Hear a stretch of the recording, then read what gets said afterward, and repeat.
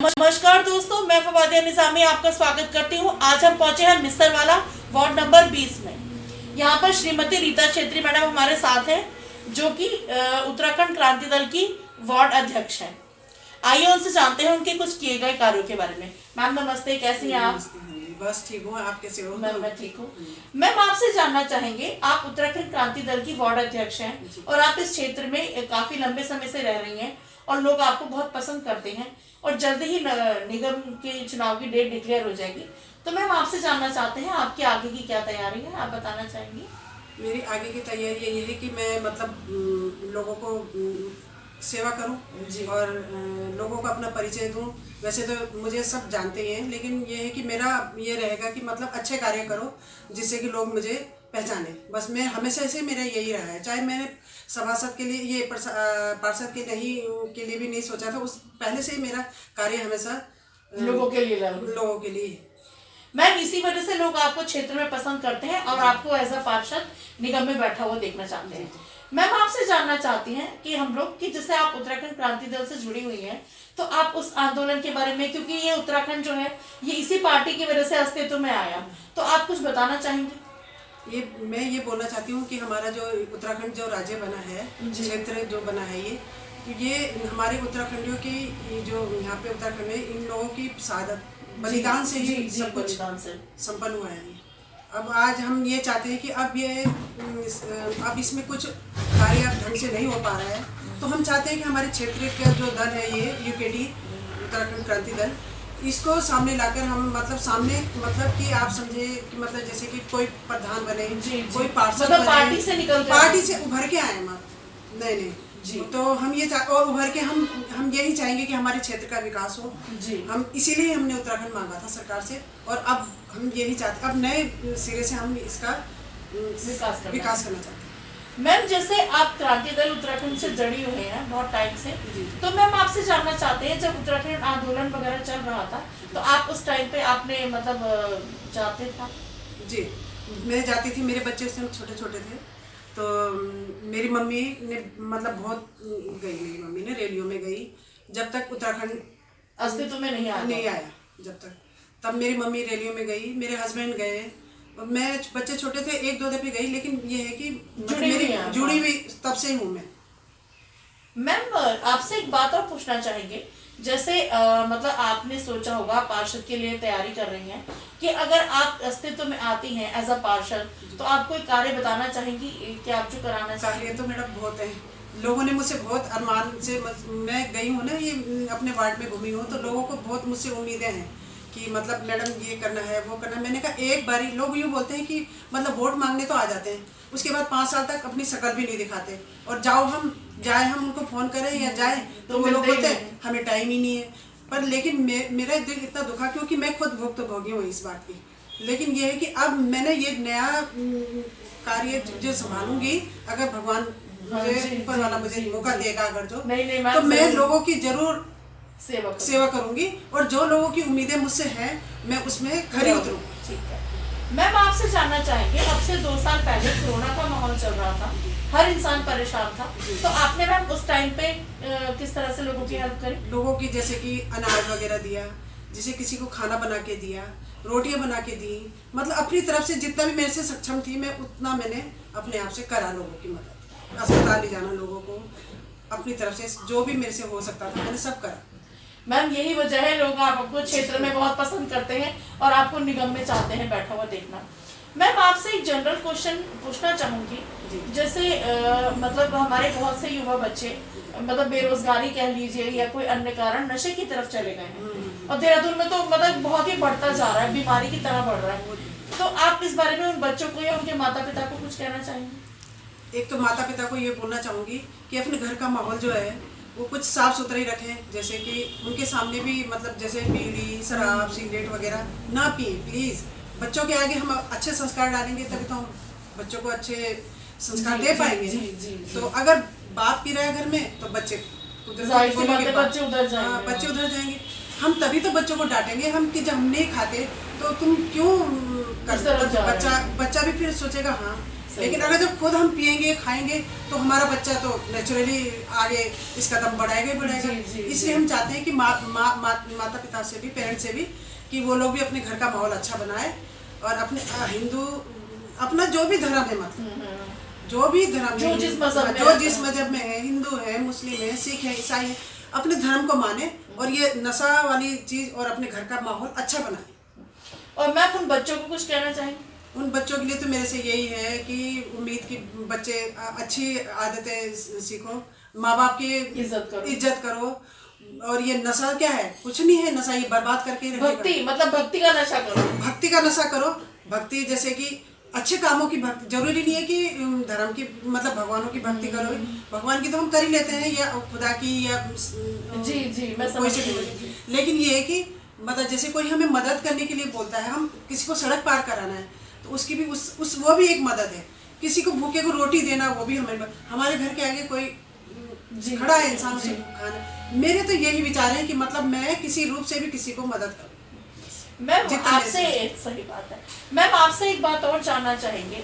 अब जैसे हमारे बच्चे 18 पूरा करके पहली बार जो बच्चे वोट डालेंगे, तो आपसे जानना चाहेंगे कि आप उन बच्चों को क्या कहना चाहेंगी कि उन्हें किस तरह को क्या चीज सोचकर वोट करना चाहिए? आप बताना चाहेंगे कुछ? उन्हें तो ये सोचकर देखना चाहिए अच्छा कैंडिडेट जो मतलब उनके लिए काम कर सके, जो उनके साथ खड़ा, कंधे पे कंधा मिला के खड़ा। बच्चे जैसे नए बच्चे हैं जो, तो वो कुछ परेशानी है उनको, ऐसा पार्षद उठना चाहिए जो कि उनके लिए हमेशा तत्पर रहे काम पर। सही बात है मैम। और एक सवाल और आपसे पूछना चाहूंगी। जैसे बहुत से लोग ये कहते हैं कि अरे छोड़ो, हम वोट नहीं डालते, या कहीं जब चुनाव की डेट आती है तो घूमने फिरने चले जाते हैं। तो मैम आप उन लोगों को कुछ कहना चाहेंगे? ऐसा नहीं करना चाहिए। या कहीं जब चुनाव की डेट आती है तो घूमने फिरने चले जाते हैं, तो मैम आप उन लोगों को कुछ कहना चाहेंगे? ऐसा नहीं करना चाहिए। अपना वोट अमूल्य है, यही तो हमें एक नागरिकता अधिकार है। और हम इसको ही हम नेचुरली हम वो कर देंगे तो फिर। मैम आपसे एक बात और पूछना चाहेंगे कि जैसे आप हमारे चैनल के माध्यम से अपने क्षेत्र की कोई समस्या या किसी को थैंक यू या कुछ कहना चाहें तो? समस्या तो मैं वार्ड में घूम रही हूँ, लोगों की समस्याएं सुन रही हूँ, लोगों को अपना परिचय दे रही हूँ, यूकेडी का अपने क्षेत्रीय दल का परिचय दे रही हूँ। लोगों को पता ही नहीं है यूकेडी उत्तराखंड क्रांति दल क्या है। अब मैं ये चाहती हूँ कि मतलब लोग मुझे यूकेडी को पहचाने, मुझे पहचाने, और लोग मुझे जिताएंगे तो उनकी नज़रों में मैं बिल्कुल खरी उतरूँगी। मैं जो उनको मुझसे उम्मीदें हैं, मैं यूँ ही नहीं कि अपना वार्ड, कोई अन्य वार्ड से भी मैं मदद के लिए हमेशा तैयार हूँ। मैम आप अपने क्षेत्र की कोई समस्या वगैरह हमारे चैनल के माध्यम से? बहुत समस्याएं हैं लोगों की। सबसे पहले तो सड़क की समस्या है, जो एक ये क्या आपका ये जंगलात वाला जो लच्छी वाला रोड है ना जी, यहाँ पर बहुत ज़्यादा समस्या है। लोग बहुत परेशान हैं, वो बोल रहे हैं कि जो ये सड़क हमें बनी भी चाहिए, हमें चाहिए। अब इस समय तो देखो मैं कुछ कर नहीं सकती ना, लेकिन ये है कि अब अगर पार्षद हो गई तो सबसे पहले मैंने यही काम कराना है। जो जो लोगों की समस्या है वो सब काम करवाना है। और ये जैसे ये नगर पालिका ये लगा लो, जैसे ये डब्बे हैं जो ये हटा दिए। अब बताओ लोगों को कितनी परेशानी हो रही। अब हम कूड़ा फेंके कहाँ फेंके? अब ये मनमानी ढंग से 11 बजे गाड़ी लेके आते हैं नगर पालिका वाले कूड़े का, 12। अब बताओ कोई ड्यूटी में है, वाइफ हस्बैंड, जैसे मैं हूँ, अब मैं यूकेडी के कार्यक्रम में अपनी चली जाती हूँ, रोज का दूसरा तीसरा दिन मेरा यही रहता है, मैं चली जाती हूँ। हाँ, और मेरे हस्बैंड भी ड्यूटी चले जाते हैं, और यहाँ बाल्टी भर के पूरा ऐसे ही। और लोगों की परेशानियाँ भी हैं। मैं जैसे गांव में चलती हूँ तो लोग मुझे रोक के बोलते हैं, मैडम देखो कि हमारे घर में कूड़ा ऐसे, हम कहाँ फेंकें, डब्बे नहीं है, हम जॉब पे चल जाते हैं, कोई टीचर है, हस्बैंड भी, कोई कहीं आजकल वाइफ भी तो जॉब कर रही है ना। तो ये कूड़े के डब्बे हम जैसे बोलते हैं डब्बे बाहर रख दो। अब बताओ प्लास्टिक के डब्बे जो है हम बंदर भी मैडम, और ये जो कूड़ा उठाने वाले जो बिनने वाले आते हैं वो डब्बा ही उठा के गायब कर देते। अब रोज तो कोई नहीं ला सकता ना। मतलब पर्सनली आप ये कह रही हैं कि नगर निगम से रिक्वेस्ट है मेरी, नगर पालिका से मेरी रिक्वेस्ट है कि मैडम ने जो समस्या बताई उसका जरूर निस्तारण करें। मैम और कोई समस्या आप बताना चाहेंगे? जी हाँ, एक तो ये अंकिता हत्याकांड है।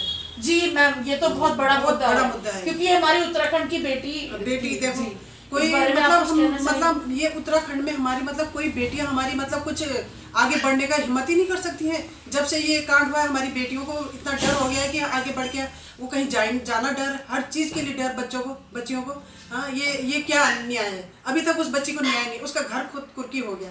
बताओ ये कोई न्याय है? कुछ न्याय नहीं मिला उस बच्चे को, उल्टा केस दबाया जा रहा है। ये इसमें समानता होना चाहिए कि किसको न्याय मिलना चाहिए और किसको सजा मिलनी चाहिए। इसमें किसी का पक्षपात कोई बड़ा नहीं छोटा नहीं होना चाहिए। वो भी तो किसी का बच्चा था। सही बात है मैम। और कुछ आप बताना चाहेंगे? और मैडम क्या बोलूँगी अपने मतलब हाँ जी, उसी के बारे में बता दीजिए, क्योंकि मैम जैसे उत्तराखंड क्रांति दल है वो एक मतलब अभी लोगों को इसके बारे में पता नहीं है, ज्यादा अवेयर नहीं है, तो आप कुछ बताना चाहेंगे? हाँ, हमारा क्रांति दल अब उभर रहा है। आगे इन लोगों ने बीच में थोड़ा सा ये चुप बैठ गए थे, लेकिन एक ही अब नए सिरे से अब हमारा उत्तराखंड क्रांति दल अपना क्षेत्रीय दल जो है आगे अस्तित्व में आ रहा है, बढ़ रहा है आगे। मैम जैसे उत्तराखंड क्रांति दल में आप जुड़ी हुई हैं, तो मतलब जैसे आपने मतलब कोई चीज समस्या या आपने को देखा होगा तभी आप उस तरफ आई, तो मैम आप उन बच्चों को कुछ कहना चाहेंगे जो अपनी संस्कृति को भूलते जा रहे हैं? हाँ, ये तो है। संस्कृति हमारी उत्तराखंड की संस्कृति तो लोग भूलते ही जा रहे हैं। सब बाहर के ही ट्रेडिशन को फॉलो कर रहे हैं। अपनी जो उत्तराखंड की संस्कृति कितनी अच्छी है, माहौल कितना अच्छा है। देखो पहाड़ों में जाके देखो कितना मतलब जी कितना आनंद आता है उन लोगों को देख के, है ना। अब हरियाली नजर आती, अब देखो यहाँ हरियाली सब खत्म होती जा रही, घर बनते जा रहे हैं। हरियाली तो एक तरफ से खत्म, लेकिन हमारे उत्तराखंड में हरियाली अभी भी बाकी है। हाँ, बाकी है अभी। मतलब बेसिकली आपका कहना यह है कि अगर आप एज अ पार्षद आई तो आप एक तो मतलब अपनी संस्कृति के लिए कार्य करेंगी, दूसरा ये कि आप अपने क्षेत्र को देखेंगी कि मतलब मैं ये काम कराना चाहूंगी। मैम आपको आपसे एक सवाल और पूछना चाहेंगे, जनरल क्वेश्चन। जैसे अब हमारे बहुत सारे त्योहार आके चले भी गए हैं, बहुत से आने भी वाले हैं, तो मैम आप हमारे व्यूअर्स को कुछ कहना चाहेंगे? हाँ जी, जैसे कि अभी तो दिवाली चली गई, ये अभी बसंत पंचमी गया, लोहड़ी गई, कितने सारे त्योहार थे चले गए। अब होली आने वाली है जी, तो आप हमारे व्यूअर्स को कुछ कहना चाहेंगे? बस यही कहूँगी कि ढंग से खेलो और अपने हिंदू धर्म को बचा के रखो बस, और अपने जो भी मतलब है सब युवाओं के ऊपर। ठीक है, थैंक यू मैम, आपका बहुत बहुत धन्यवाद। आपने मानव चेतना टीम को अपना कीमती समय दिया, इसके लिए धन्यवाद। धन्यवाद। दोस्तों, अभी आपने मैम के विचारों को सुना।